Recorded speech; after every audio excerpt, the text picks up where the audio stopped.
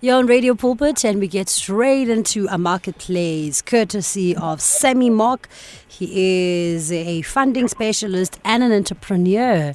Sammy Mok, good evening. Hi guys, how are you? We're good, man. How are you? I missed you guys. It's been a while. Yeah, we no, it's missed you been a while too. indeed. And the listeners, of course. Of You know course. what? Yeah. All right. And what do you have for us today, Sammy? Yeah, since I've been away, a lot of cases that I've been facing as a funding specialist has been letters of intent. A lot of applications have been rejected because funders are saying, okay, it's a good idea, but do you have any customers? Have you tested the product? Is there any other company, when we give you funding, who back you up to say that we will support you? So today I want to just talk about letters of intent so that your viewers can be ready when they go out and seek for funding. Awesome. All right, man. Please take it away. Yes. So as I mentioned, a lot of funders are looking for letters of intent to see whether there is any other company that is willing to support you. So you're asking for 2 million. How are we going to get our 2 million back? So if you say, no, you're gonna get your 2 million back because I'll be selling for certain companies. Okay, where are the letters to prove that that company is gonna support you? So those letters are called letters of intent. So I always advise entrepreneurs, if they are embarking in a journey of looking for funding, that okay, the first thing is, once you have finished your business plan, you need to approach companies and write to them, hi, I'm working with a certain product, and I would like you guys to give me a letter of intent to show that the support, because as your department you support this certain product. So let's talk about fiberglass. So you would go for companies that are looking to buy into fiberglass and say, look, I'm a small SME, I'm looking for funding, and I'm looking for intent to show that you guys are willing to buy into the fiberglass that I want to produce, and how much are you guys willing to come on board? So the most to communicate with different companies is to get those letters. There's a link I'm working. Sorry, Sammy. Hi, Sammy. Sorry, you're breaking there. Can you move around, turn around maybe or something? Okay. Is the network much better? Yeah, it's fine now. Now it's fine. You can continue. Is it better? Okay. Yes, thank you. All right. So there's a lady I'm working with at the moment. Is into logistics. So what I advise them is that before you even go and ask for a loan for a car, you need to make sure that you already have people who are willing to back your company. So as a black female, you need to go to all these logistic companies and say, I'm a black female and I'm looking to be part and parcel of your supply chain. So when you are part and parcel of the supply chain, that's where you get the business. So when they agree that you're being part and parcel, then they give you a letter, which is the letter of intent, to show that they are willing to give you business and be part of the supply chain. So when you have a letter of intent from different institutions, then you have a business plan that I'm asking for 2 million. I have 3 companies that are willing to spend, let's say, 100,000 every month on my logistic company.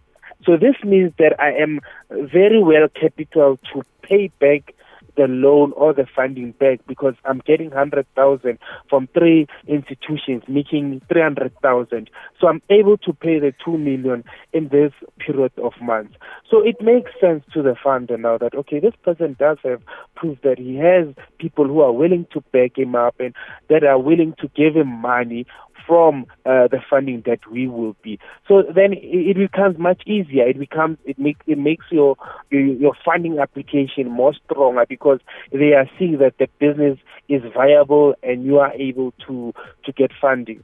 For instance, there's gentlemen that have an app called Juluga. Discovery was looking to fund the guys as the enterprise development fund. But the issue Discovery had was that, have you tried it? We know that you need to develop the app. you need money to give. But has there any money transaction has happened? Have you went to the street? Have you trained a certain person to so that you get the funding? What have you done? What have you done? Is there any activities? Is there any form of existence? So that when we're funding something that's existent.